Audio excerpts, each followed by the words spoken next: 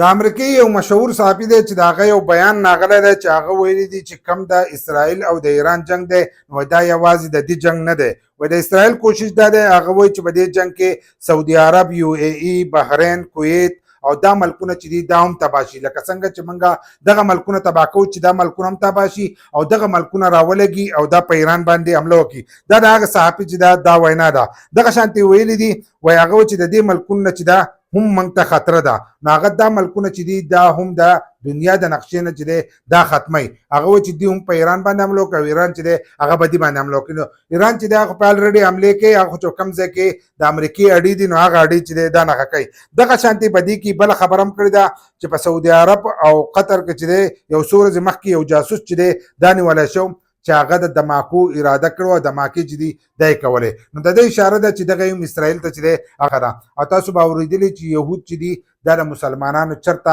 خپلېدی نه شي نو هغو چې دی دغه کار شروع کړی دوی په دغه ملکونو کې چې دي اډې وله ورکړي او که تاسو کتلې په سعودي عرب کې چې په تیلو ځای باندې کومې حمله شوه دغه شانتې په بله ورځ چې دی په ترکو کې کومه حمله شوه دغه شانتې په اذربایجان کې چې دی ډرون نه غورځېدی په دې ملکونو کې چې دی داسې دماکې شوي دي او د هغې پته نه ده لګېدلې چې دا چا کړي او ایران وایي چې دا ما نه دي کړي د ایران د طرفه دا خبر راغلی هغه وایي چې دا ما نه دي کړي نو دا حملې چې دي دا اسرائیل کوي په دې کې دا خبره هم شوې ده چې دا حملې چې دي دا اسرائیل کوي چې دغه ملکونه راولګي او دوی واپسې په ایران باندې حملې وکړي ایران چې په دغه ملکونه حملې کوي نو هغه خاص اډې چې دي دا ولي عام ځایونه چې دي دا ول نه ولي د هغو چې کومې سفارتخانې دي هغه نښه کوي کومې اډې دي هغه نښه کوي خو عام ځایونه چې دي دا نه دي وشتي نو دوی اوس دغه عام ځایونه ولي هغه چې دغه ملکونه هم په ایران باندې چې دی حمله وکړي او دا جنګ چې دی د عالمي جنګ جوړ شي او دغه ملکونه چې دي دا د دې ځمکې نه چې دی مکمل ختم شي نو هغو دغه کوشش شروع کړی تاسو راسره خپل رایې چې دی دا شریک کوي چې اسرائیل به په دې خپله منصوبه کې کامیاب شي که به نه